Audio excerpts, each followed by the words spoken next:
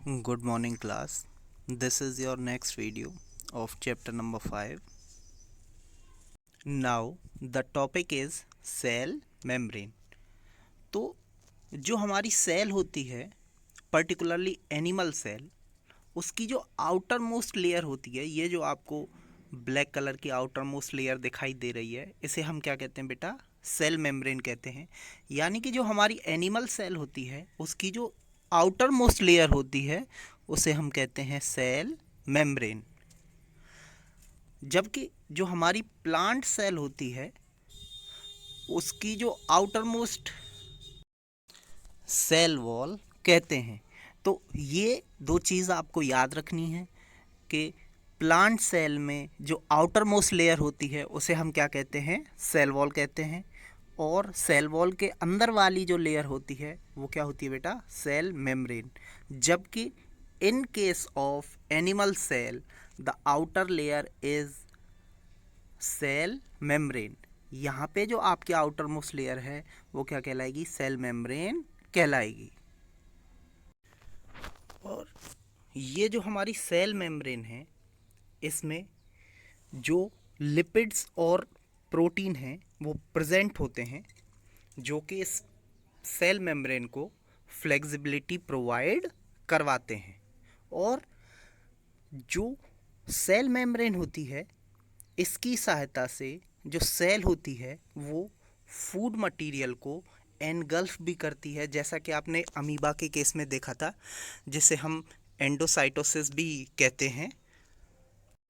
जैसा कि आप यहाँ पर देख रहे हैं, ये आपका अमीबा है, ये आपकी आउटर मोस्ट लेयर यानी कि सेल मेम्ब्रेन है। और जैसे जैसे ये फूड पार्टिकल्स इसके पास आएगा तो ये क्या बनाएगा बेटा? सूडोपोडिया की फॉर्मेशन करेगा, जो कि आपको पिछली क्लासेस में भी बताया गया है कि अमीबा जो है अपने लोकोमोशन के लिए, यानी कि एक प्लेस से दूसरे प्लेस पर जाने के लिए और अपने फूड को एनगल्फ करने के लिए, यानी कि फूड को अपने अंदर समाने के लिए सूडोपोडिया की फॉर्मेशन करता है। These are the finger like projection. आपको दिखाई दे रहा है ये फिंगर लाइक प्रोजेक्शंस होते हैं। इसके बाद क्या होगा बेटा? ये फूड पार्टिकल्स को अपने अंदर ले लेगा और वहाँ पे क्या बन जाएगा? ये फूड वैक्यूल बन जाएगा। इसके बाद ये अपने अंदर जो है इस फूड पार्टिकल का डाइजेशन स्टार्ट कर देगा। अब इसके बाद यहाँ पे आपका एब्जॉर्प्शन होना स्टार्ट हो जाएगा। एब्जॉर्प्शन के बाद ये फिर उसको एसिमिलेट कर लेगा, और एसिमिलेट करने के बाद जो वेस्ट मटेरियल होगा ये उसको बाहर इजेक्ट छोड़ देगा। तो इस तरह से जो अमीबा है वो एंडोसाइटोसिस करता है with the help of its membrane. We will see the different function of plasma membrane. सबसे पहला जो फंक्शन होता है प्लाज्मा मेम्ब्रेन का, ये क्या करता है बेटा? ये कुछ मॉलिक्यूल्स को तो सेल के अंदर आने देता है, लेकिन कुछ मॉलिक्यूल को अपने अंदर नहीं आने देता। और इसी वजह से हम इसे क्या कहते हैं? हम इसे सिलेक्टिवली परमिएबल मेम्ब्रेन भी कहते हैं। Then plasma membranes selectively regulate the entry and exit of the substance into and out of the cell। यानी कि जो प्लाज्मा मेम्ब्रेन होती है ये कुछ मटेरियल्स के मॉलिक्यूल को अंदर जाने देता है और कुछ मटेरियल्स के मॉलिक्यूल्स को अंदर नहीं जाने देता है। इस तरह से ये जो सेल के अंदर जितने भी मॉलिक्यूल एंट्री करते हैं या वहाँ से बाहर निकलते हैं या एग्जिट करते हैं, ये उनको रेगुलेट करता है। Second, it provide an outer boundary to the cell and protect the cell from injury. और ये क्या करता है बेटा? ये सेल को उसकी आउटर बाउंड्री प्रोवाइड करवाता है और ये सेल को इंजरी से भी बचाता है।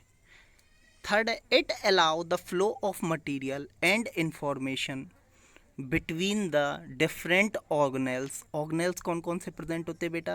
सेल के अंदर डिफरेंट टाइप के ऑर्गेनेल्स प्रेजेंट होते हैं, जिनको बाद में डिस्कस भी किया जाएगा, जैसे कि आपका माइटोकॉन्ड्रिया हो गया, प्लास्टिड्स हो गया।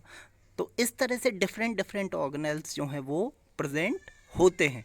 तो ये उनके बीच में मटीरियल्स और इंफॉर्मेशन का फ्लो को रेगुलेट करता है,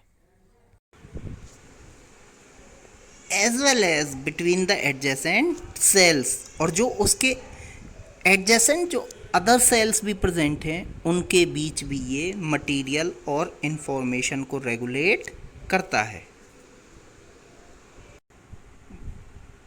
it help to maintain the shape of the cell. और ये सेल की शेप को मेंटेन करने में भी सहायता करता है। क्यों? क्योंकि जो हमारा सेल मेम्ब्रेन होता है वो उसकी आउटर बाउंड्री होने की वजह से वो सेल की शेप को मेंटेन करता है और दूसरी सेलों को भी उस सेल से सेपरेट करता है। Next is it provide protection against microbes and foreign substances. यानी कि जितने भी हमारे फॉरेन सब्सटेंसेस हैं, यानी कि बाहर के सब्सटेंसेस हैं, और जो हमारे माइक्रोब्स हैं, ये सेल मेम्ब्रेन उनसे भी सेल की रक्षा करता है।